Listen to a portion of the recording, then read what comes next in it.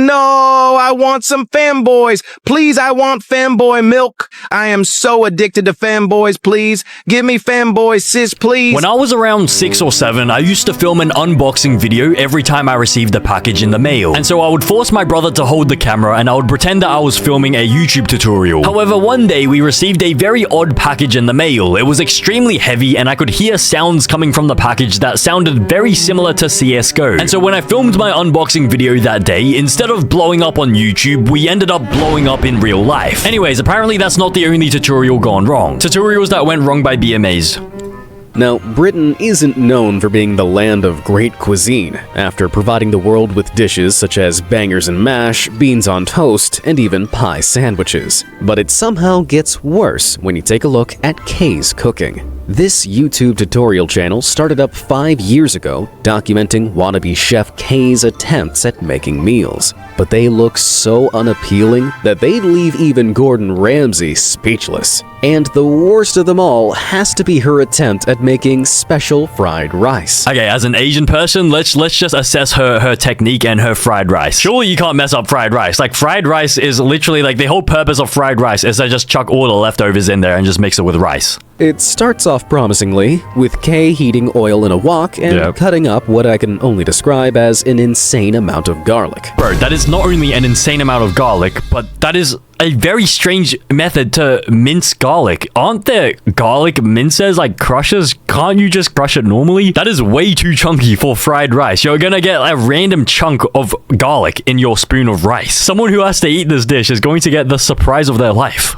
After throwing that in the wok and burning it beyond recognition, she does the unthinkable. Wait, the rice isn't cooked. You put raw rice into the thing. You're meant to cook the rice beforehand. You're meant to steam the rice. So you're just gonna put raw rice in there? How is the rice meant to cook? Your fried rice is gonna be crunchy, and it's not even gonna be a good crunchy. It's gonna be crunchy enough to break someone's teeth. So you're gonna torture someone with burnt garlic. Garlic's so burnt that you can't even recognize it. It sort of looks like grandma's ashes at this point. And then next you're gonna finish them off by cracking their teeth beyond repair. That's uncooked rice! Clearly, Kay woke up that morning and chose chaos. After stirring the rice around, she then adds in egg, ham, and peas before presenting the hate crime on a plate to her son for a taste test. The rice is a bit crunchy, but... Yeah, well, that's probably because it's got a bit burnt, but yeah. Oh, so nothing to do with the fact she didn't actually cook the rice. Because the thing is, fried rice, it's meant to be sort of like a leftover dish. Like, you use your old rice that you have in the freezer, and then you add all the leftover ingredients. But the reason why you have rice in the freezer in the first place is because you've accidentally cooked too much rice. So, like, you cook too much rice one day, and then you put the leftover into the freezer. So, like, it's already pre-cooked rice, but it's just frozen. I don't think anyone makes fried rice from scratch. Like, you don't, like, cook rice for the sake of making fried rice. Usually, you only make fried rice when you have leftover rice in the freezer. While some how-to videos are planned meticulously, others can be made in the heat of the moment, like Alexis's exploration into the world of tutorial making. In a fit of boredom, she started applying hot wax to her face before deciding to commit to smearing the hot substance all over and filming the results. Bro, in a fit of boredom, she did all of this. Are you sure it was a fit of boredom, or are you sure it was a fit of something else? I'm not going to say it because I'm going to get cancelled, but I guarantee this was not boredom. I think this was something else. Now, facial waxing is usually done one section at a time in thin layers to prevent dealing excessive damage to the skin. So creating a thick, rock-hard mask of the stuff wasn't the safest choice. As she started peeling it off, it didn't seem like she was suffering too much. It's honestly not that bad. Why though? But then she reached the more sensitive sections of her face. I'm gonna wait to do that last. That kind of hurts. The paint's not going to be any different. Most tutorial pros would have found a way to make this disaster work, but the more Alexis peeled off, the more nightmare-inducing her how-to became. Oh my god. Ugh, imagine waking up to that staring at you from the end of your bed. She managed to remove it all eventually, but her skin was red raw underneath. Well, I guess now she has some sort of serial killer mask that she can use as a souvenir whenever she goes and kills someone, because I assume this person is not a normal person. There is something wrong with her. No normal person does this, like, out of boredom. She definitely had something like going on inside there. I guarantee she has killed at least 2 people, like, since this video was posted. With most hairdressers being shut over the last year thanks to the pandemic, many people have tried their own hands at hairdressing, like YouTuber Jaskarn Bandon here. She wanted to trim back her lovely long locks to about chin length and figured the best way to get an even look was to cut measured sections of her hair off in bands. In theory, this is pretty smart, but in practice, Jaskarn accidentally cut above the first band and didn't realize it until it was too late. I forgot. Oh my god. Bro, at that point, you just gotta leave it. Like, just spare what you can. Just leave it like that. I don't care if it's half-half. You just gotta keep this long half. The other half will grow back later. I don't think it's worth cutting the other half because then it'll both be kind of messed up. It's better to have one messed up half than 2 messed up halves. That's my personal opinion. Considering she just cut off half her hair, she remained remarkably cool. But instead of putting the scissors down and going to the hairdressers to salvage what was left, she decided to go one step further. No, she's gonna go bald. Yup, she shaved the section off. Unfortunately, her scissor-happy first attempt left her with some slightly longer sections at the back, so she was sporting 3 separate hair lengths. In her own words, I mean, like, it doesn't look really bad, but it looks bad. Bro, she literally looks like Skrillex. She looks like she's about to drop the nastiest beat drop. After a few days, she braved the shave and decided to give herself a full buzz cut. You may be thinking this was a huge mistake, but 1 year on, her hair is looking incredibly healthy. Though she still cuts her own hair, and still doesn't cut under the band. Anyone else think it'll only be a matter of time before we see her sporting buzz cut number 2? Bro, she started off this video wanting to have chin-length hair, and she ended the video with her buzz cutting it all off. What went that wrong for this to happen? This might be the worst haircut tutorial on YouTube. How can you go from wanting to have like a wolf cut to just going and buzzing it all off? Like, at this point, you could have saved it. You could have just gone to a barber. They could have easily saved it. Like, you could have got this hairstyle. They could have transformed it into this hairstyle pretty easily. But instead, you give yourself the Jeff Bezos special. Few YouTubers have left their mark on the platform quite like makeup queen Naomi John, although there's one video that left its mark on her, literally. Addressing her near 2 million subscribers back in 2018, Naomi tried her hand at the fake freckle trend going around on social media. Bro, why was this even a trend back then? Like the thing is, like, people with freckles, they try to use makeup to hide their freckles. They wish they didn't have freckles. Meanwhile, people without freckles wish that they did have freckles. So what is going on? What is the equilibrium? The process was simple. Using a tube of henna, which is a kind of semi-permanent skin dye, she dotted the freckles all over her face. But she admitted Wait, freckles up here? Since when do freckles appear up here, like above your eyelid? I'm pretty sure freckles only, appear like down here, and she's done it very densely. Is this what freckles looks like? It looks like a whole colony of ants crawled over her face last night and just released explosive diarrhea. 3 diarrheas per ant. This is way too dense. You gotta space it out, and you gotta do it like more infrequently, like around here, and that's it. You just need it down here and here. But she admitted a pretty crucial mistake early on. She hadn't tested the dye beforehand. Not only that, but she decided to go big with the henna, dotting most of her face. Suffice to say, the result wasn't exactly the natural look she expected. Bro, and it even turned her into a tomato. Look at that. That is not natural. Since when did anyone with freckles have this many freckles? Like, I get you wanted to try give yourself freckles, but you've just gone and given yourself stage 4 freckles. Like, I don't think anyone with freckles could even get it like this much on themselves. It kind of looks like you have cancer. And also, half the freckles aren't even circles. You've sort of left them into big blobs and lines, and just like horizontal lines. I want to die. Vincent. To her credit, she laughed the situation off like a boss and tried to cover it with concealer and foundation. But not even the strongest formula in her bag was enough to mask the major mistake. So, what exactly went wrong? Bro, and this is semi-permanent ink as well. And so this is not coming off for months. Not even makeup could hide it. That's how bad it is. How are you meant to hide it at this point? You can't. You actually just can't go outside for the next 3 months. One makeup wipe and her career is over. And this is what her skin looks like with one makeup wipe. So, what exactly went wrong? Well, it's pretty clear that she put far too much henna on, Yeah. and her pale complexion made each dark dot stand out even more. Fortunately, henna doesn't last forever, and 1 week later, Naomi posted a video showing a freckle-free face. Phew! But that means she would have had to stay indoors for that entire 7 days. That would have been painful. Like, how was she meant to get food or anything? Maybe you can just Uber Eats. But even then, bro, 7 days, no sunlight, no social interaction, that would have been painful. Although I kind of do that every single day. Like, I've done that for the past, like, year, almost, pretty much. There are millions of DIY beauty tutorials out there that claim to cure every skin affliction you can think of with simple combinations of household items. But just because they're easy doesn't mean they're easy to use, as lifestyle vlogger Lou Paganelli demonstrated back in 2015. She showed the world her gelatin face mask recipe, made from just a tablespoon of powdered gelatin and a tablespoon of water briefly heated up in the microwave. Claiming she'd used it many times before to remove pesky blackheads and dead skin, she instructed the audience to apply the mixture all over the face and let it dry. And let me guess, it gets completely stuck on her face like glue. I guarantee she was not using gelatin over here. I guarantee this was like powdered glue or something. Like all this gelatin and just a teeny little bit of water, like that's a very concentrated mixture. I feel like that's not enough water. Like that's like too much gelatin powder. And so I think that's literally going to turn into glue.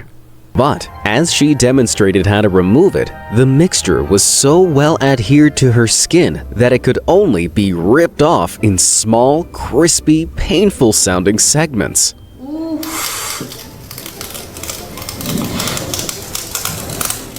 Ouch! Bro, there is absolutely no way this is gelatin. Bro, I know exactly what this is. It looks like she has just received a full gourmet 3-course facial to the face of someone's homemade special sauce. This is what it looks like when I accidentally get my goon juice on my skin. And then when it dries, this is what it looks like. I'm sure everyone knows that this is not gelatin. But I guess it works the same way. It can just, you know, open up the pores, remove the dead skin on the top. But isn't this too much dead skin you're ripping off? Aren't you, like, literally ripping the entire top layer of skin off? There is absolutely no way this is healthy. And she hasn't even gotten to the super sensitive skin under her eyes yet.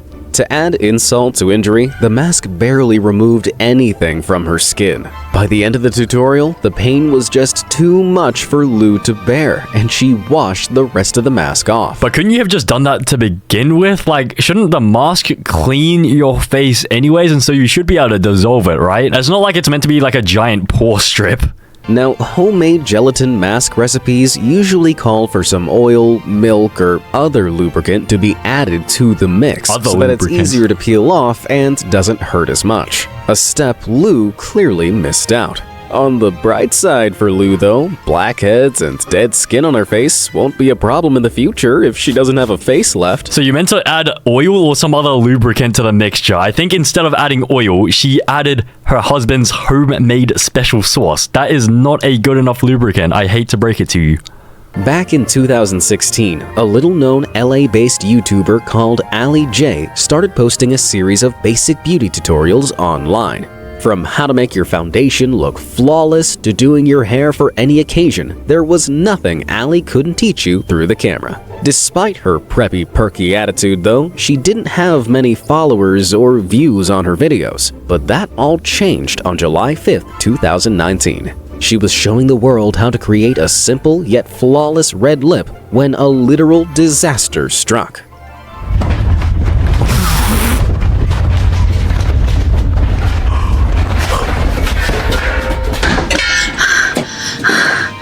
Poor Ali J had chosen to film her 5-minute tutorial right as a 7.1 magnitude earthquake struck LA.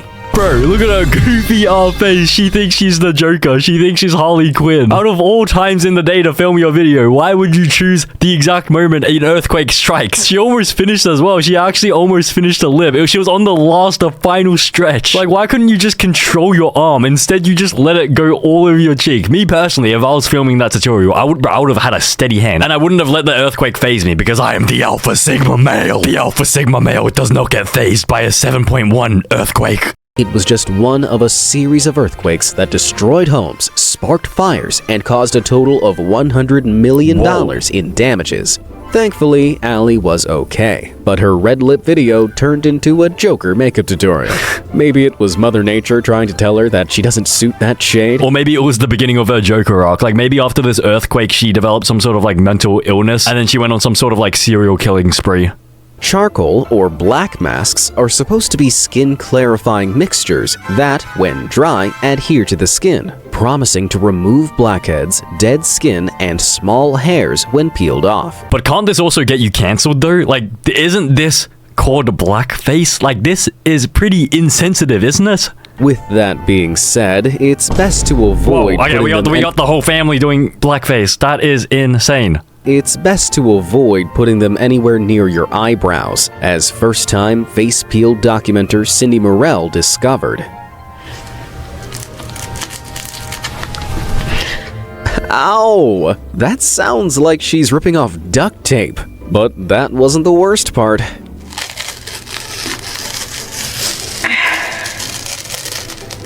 Oh, she's ripped her eyebrows off. All too late, she suddenly realized she'd accidentally taken off half her eyebrow. And she did not even flinch a single muscle. Not even a single reaction. She's just built different. She's built like an absolute tank. She looks like she's wearing a gimp suit as well. Look at her. You might be wondering why ripping out most of an eyebrow wasn't painful enough for her to know when to stop, right? Well, depending on the mixtures, the adhesion of these peels can be impossibly painful, no matter what part of the face they're peeling. So she might not have been able to tell whether she was ripping out an eyebrow or tearing off her skin if the pain was that bad. I mean, I don't know about you, but me personally, I think I would be able to clearly tell the difference between ripping out an entire eyebrow, half an eyebrow, and ripping out skin. Like, it's a pretty big difference. Because it's not like she had no choice but to rip it off. She could have just dissolved it with water, and she would have saved half her eyebrow. And Cindy's not the only one to suffer from this beauty blunder. In 2020, this kid tried to film a tutorial on how to use charcoal face masks, but instead made one on how to lose an eyebrow. Oh, is she crying? She's about to cry. Now, that is the face of a kid who knows they're in trouble. What she should have done is avoided her eyebrows entirely, or put a little Vaseline on them so the mixture would slide off. Or here's an even better idea. Why don't you just not do these stupid face masks to begin with? Can't you just wash your face normally? You can just use soap and like whatever soap products there are to just wash your face normally. You don't need this face mask, do you? Because isn't this sort of damaging for your skin to like peel that stuff with that much pain? Like if it's that painful to peel off and if it's that strong that it can peel your eyebrow off, isn't it like, you know, perhaps a little bit bad for your skin? During lockdown, TikTok beauty Sharon Lua filmed herself trying to cut in a cute little fringe. And unlike Yang, she was going about it with a set of sensibly sized scissors, not garden shears. But right at the crucial moment, she got a little too eager. I'm not sure if she meant to cut above her fingers, but she managed to cut off a huge chunk of hair, leaving her with some serious Lord Farquaad energy. And the worst thing is that it isn't even straight. It's on an angle. And what is this little thing over here? It's not even straight. I'm pretty sure it actually would have been perfect before. Like, this was actually perfect. All you need to do is get, like, those rollers and then, like, sort of curves a little bit. And, like, that's all you need. Like, this was honestly the perfect length already. Because you gotta consider, like, how it goes out from, like, the diagonal. Because the hypotenuse is, like, sort of a bigger length than, like, the straights. During the pandemic, a lot of people turned to DIY beauty trends to try and alleviate their boredom. One of these was waxing, specifically facial waxing. A glob of melted wax is placed inside the nostrils and ears, and when it sets, it's pulled out, ripping any hair away with it. That guy in the salon made it look pretty painless. But what if you're doing it at home? Well, YouTuber Mike Woods and his assistant here are about to give a tutorial on how not to do it, starting with the left ear. And I bet she just ripped his entire eardrum out. This guy is now deaf in his right ear. Ooh, maybe the right will be less painful? Great, and now he's deaf in both ears, completely and utterly deaf. What are they gonna do next? Are they gonna blind him? Are they gonna pour boiling hot water into his eyes? Well, how about them nostrils? Ready? Oh! Oh! Oh, that is a lot of hair. That's too much. I think that's too much. Your nose hairs are meant to help you filter the air. That's too much. Now this guy's gonna be inhaling air with no filter, and he's gonna get some sort of lung disease. But they saved the worst for last.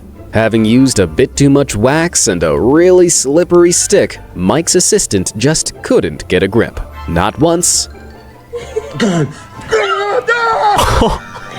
Oh, that is the worst. Not twice. Oh! But 3 times. Oh! She finally put him out of his misery on the 4th try. This is why you should use a stick with grain, like wood, for grip, as opposed to smooth and slippery plastic. Or even better, don't do it at all. Like, just do not do it at all. Like, stop doing it with a grain and stop doing it with this. Just don't do it at all. Isn't this pretty dangerous? Like, can't you damage your, like, your membrane and everything in your nose? Yes, nose hair waxing can be dangerous because it can lead to infections, ingrown hairs, and potential complications that could spread to the brain. But even well-thought-out tutorials don't always go to plan if YouTuber Mothball Jim's plumbing tutorial is anything to go by. Quite confidently, Jim states he's going to show everyone how to quickly unblock a bathroom sink. I have no plumbing experience whatsoever. No plumbing experience? I googled how to unblock a sink. So, he's never done this before and has just quickly googled how to fix it. Sounds like the perfect person to make a tutorial about this, right? Why would you make a tutorial? As you probably guessed, he runs into trouble less than 1 minute in. Alright, it's gonna be harder than I thought. After realizing his sink's ceramic stand has been sealed to the floor, he then spends most of the video struggling to remove it. Failing to do that, he settles for shifting it to the side slightly so he can have a go at the pipes, but that doesn't go down well either. He's gonna shatter it. Easier than I thought. He tries for several more futile minutes to get the guard off, but it's no use. After 7 minutes of video, he finally admits defeat, filming himself laying down on the floor with a still blocked sink.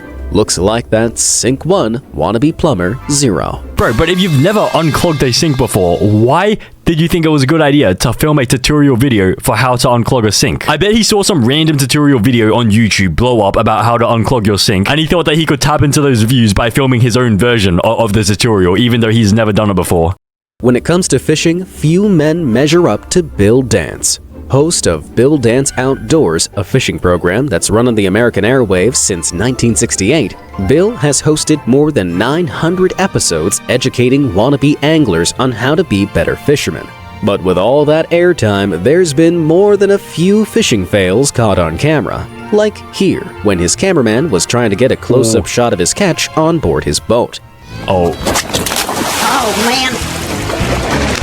Not a master of spatial awareness, I guess. But I mean, is that a lack of spatial awareness, or is that just poor positioning by the cameraman? Like, isn't this very obvious that something's gonna go wrong here? Or maybe this was intentional, like maybe that was a prop camera so that they could get a clip out of it. Maybe they were OG clip farmers. They were clip farming before TikTok was even invented. Like, couldn't the cameraman have just, like, stood down here? Like, if they stood down here, it would have been, like, pretty decent. And also, if he didn't fall over, he would have tipped the boat over as well, and so, like, they both would have fallen in.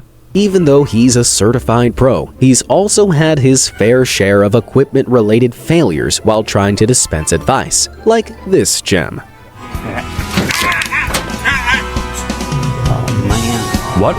Even pros need to double-check where their equipment is before slamming things shut for effect. Okay, to be fair, I didn't even realize what happened there until I saw afterwards. I heard the crack. Those would have been some expensive fishing rods as well. But to be fair, who the frick would put the fishing rods there when it obviously doesn't fit? Wouldn't you just put them above, like on the roof racks?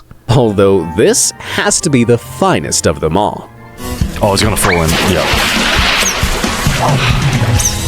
I think the lesson here is that all anglers need to remember to test their footing around the water's edge, unless they want to follow in Bill's very wet footsteps. Well, perhaps the solution is to, no offense, I mean this in the most respectful way possible, but like perhaps the solution is to perhaps lose a bit of weight, because maybe if you weren't, so heavy, you wouldn't have, collapsed the actual bank of the river. I guarantee if I was standing there, this would not have happened to me.